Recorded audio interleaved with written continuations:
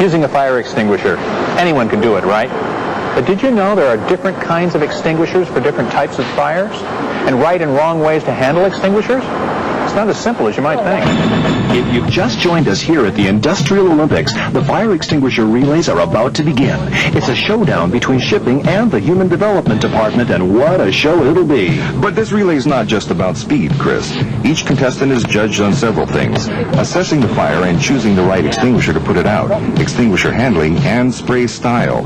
Looks like they're getting ready to start. That's right, Jim. The green team is looking cool, calm, and collected, very confident, while the blue team, always extra careful, is checking out the extinguishers, looking them over to make sure they're fully charged and recently inspected. Are you ready, blue team?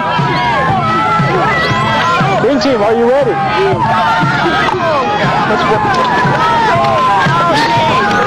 Okay, on your mark, get set. And they're off.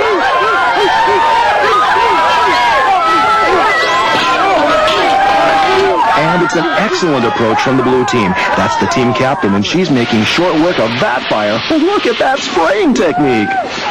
Oh, but the green team is having trouble. I don't think they chose the right fire extinguisher at all. And they're having a lot of trouble handling the extinguisher. That's a decisive win for the blue team, and what a beautiful sight that was, Jim. Not cool at all. What happened? Well, there were plenty of them over here. Why didn't you just grab one of them? There's 5 of them. I don't know which one of you. Grab any of them. You could have... Let's take another look, Chris. You can see her immediately assessing the fire. She sees that the burning materials are ordinary combustibles, like wood, paper, rubber, or cloth. So she knows a solution with a lot of water is going to be the best choice for this fire. She reaches for a Class A extinguisher because they're specifically designed for this type of fire. Oh, and look at that handling. The fire never knew what hit it. All right, they're set for the next run.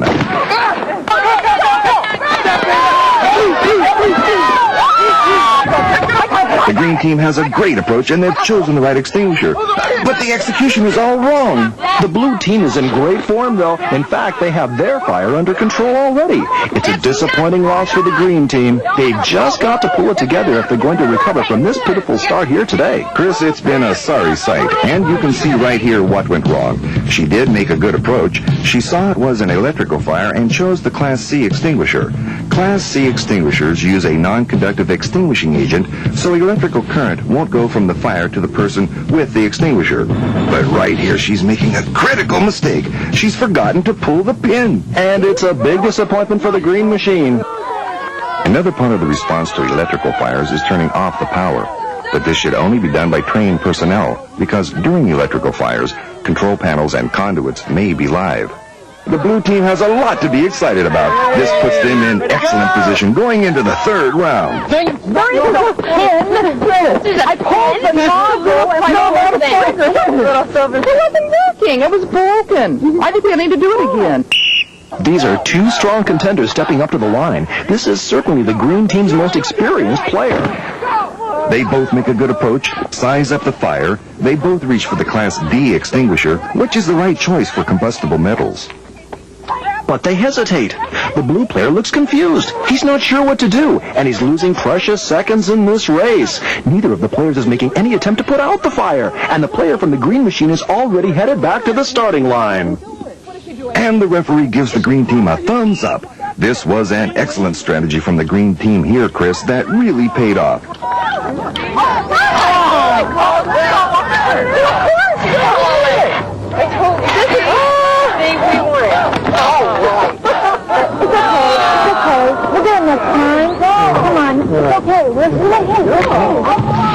Look at this thoughtful approach. She looks at the extinguishers, finds the Class D extinguisher, realizes she doesn't know enough about the specific types of metal in the fire, and she doesn't know if the agent in the extinguisher is the right one for those particular metals. She immediately calls for emergency assistance. And emergency assistance she got. An excellent decision from the player in green. For the final round, the teams pick their strongest player, then points are tallied. On a count of three. 1, 2, 3. Let's go. Blue team, you're ready. Green team, are you ready? Yes. They're up! Once again, it's a strong approach by both teams. They're sizing up the fires. They're flammable liquid fires, so they're both reaching for the Class B extinguishers to smother the flames. They're neck and neck as they attack the fires. And, oh, what classic technique from the player in blue. He already has his fire under control and is headed back to the line. The green team has a problem here. Extinguisher handling is just not at its best, and she's having trouble with the fire. Let's take another look at the player in blue. Again, he makes an excellent approach, chooses the Class B extinguisher for the flammable liquid fire. And this is beautiful. He pulls the pin, aims the extinguisher, squeezes the trigger, and sweeps from side to side. That's the classic pass technique. Pull the pin, aim the extinguisher, squeeze, and sweep back and forth. It's a decisive victory for the team in blue. Now let's go on the field to ask the captain of the blue team about her secret for success. We had a little bit of trouble with the Class B, with the combustible metals. The green team really had us there because you shouldn't ever attack a fire without knowing what you're getting into and making sure you had the right extinguishing agents for that fire. Plus, you have to know how and when to activate your company's emergency plan. Anything else you'd like to add? Portable fire extinguishers like these are really meant to be used on incipient fires. Fires that are just starting up. You have to be trained to use them and know about the hazards of fighting incipient fires. And we do. Thank you, Michelle. Thanks, Chris. Now it's on to our next event, synchronized welding competition.